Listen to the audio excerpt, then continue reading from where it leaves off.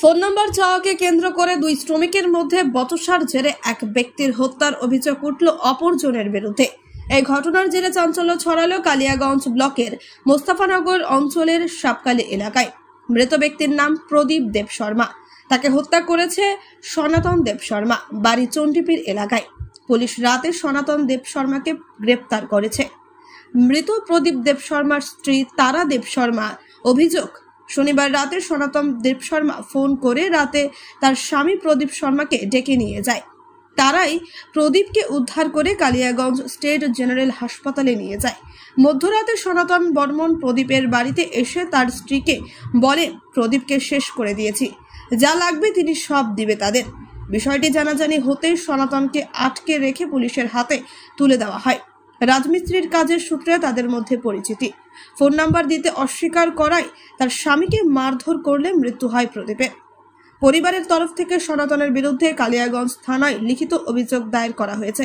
Police মৃতদেহ ময়নাতদন্তের জন্য মর্গে পাঠায় এবং ঘটনার তদন্তে নেমেছে পুলিশ। তারা দেব শর্মা আমার স্বামী সন্ধ্যার সময় বাড়ি থেকে বাড়াইছে, ফোন করে ডাকায় নিয়ে গেছিল। যারা মারছে নাম লোকে এমনি এদিকে লোকগুলা বিহারি বলে ডাকে, ভালো নামটা সনাতন না কি বলে ওটা জানি না। বিহারি বললে এদিকের লোকগুলা সবাই জানে। চণ্ডীপীর মোস্তাফানগর। কোথায় নিয়ে গেছিল তাকে? ওই যে মানে মনোজদার ক্যাম্পটা আছে, দেখছেন তো মনে হয়, মনোজদার ক্যাম্পের সামনে ওখানে ডাকে নিয়ে আপচি করে ওই আবার মুখের ভাষা খারাপ করছে। খারাপ করে আমার বর শুধু একটাই কথা বলছে, তুই এতগুলো মুখের ভাষা খারাপ করলি রে, তোকে তো আমি কিচ্ছু বলিনি, তুই এতগুলো আমাকে কথা বললি। ওই কথাটা শুনে ও নেশা খাইছিল। নেশা খাওয়ার পর তারপর ও হাফচায় ধরে উল্টায় ফেলা দিয়ে বুকে লাত মারে, একবারে শেষ করে দিয়েছে। আর আমার এখানে আসে পাও ধরে বলছে, দিদি আমি আমার জামুকে শেষ করে দিয়েছি, কত টাকা লাগবে আমি দিব তোমাকে, চলো আমাকে আমার জামুর কাছে দেখাতে নিয়ে যেতে। রাত্রে আমাদের এখানে আসে, এখান থেকে ওকে থানাতে দিয়েছি স্যার। কোনো গন্ডগোল ছিল আগে থেকে? না, কোনো গন্ডগোল নাই, বন্ধুত্ব হিসাবে। কতজন ছিল ওরা? ওরা দুইজন ছিল। আর না, ওরা ওদের আগে বলে আমার ভাইরার সঙ্গে কি ওর ফ্যাকশন আছে, হ্যাঁ জানি না অত স্যার।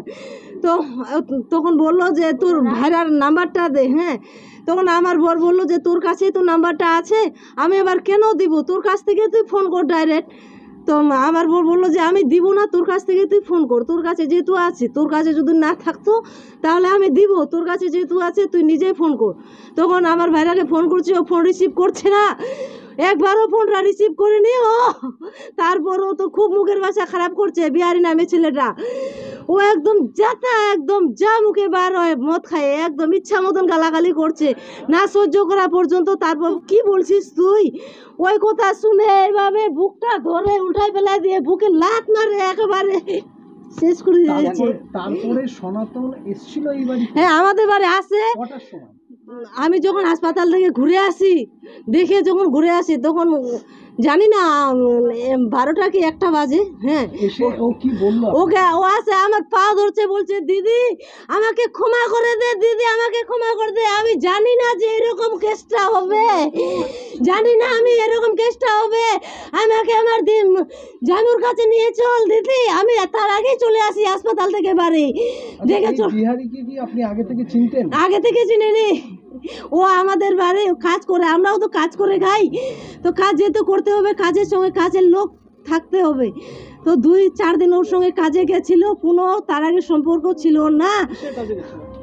ওই যে ছাদ ঢালাইয়ের কাছে রাজমিস্ত্রি। মারলো কেন, কোনো কিছু বুঝতে পারছেন? তখন ওই যে ওই নাম্বারটা চাচ্ছিল আমার ভাইরার, তো বললো যে আমি নাম্বারটা দিব না, তোর কাছ থেকে ফোন কর, তোর কাছে যেহেতু নাম্বারটা আছে তুই নিজেই ফোন কর, আমার কি দেওয়ার দরকার ফোনটা, নাম্বারটা। কি ফোন নাম্বার নিয়ে নেওয়াকে কেন্দ্র করে গন্ডগোল? হ্যাঁ, কোনো কিছু নাই। ও কি করে না করে ওর আমি জানি না। এই সনাতন কি আপনাদের মানে মামা বলে বলছিল যে আমার মামা, আপনার বড় মেয়ে বলছিল যে মামা হবে? ওটা কোনো ইয়ে নাই, সম্পর্ক নাই, ওটা এমনি পরিচিত, আমার নিজের ইয়ে নাই। কি চাচ্ছেন আপনারা? আমরা চাচ্ছি ওর যেন সাদা হয়, আর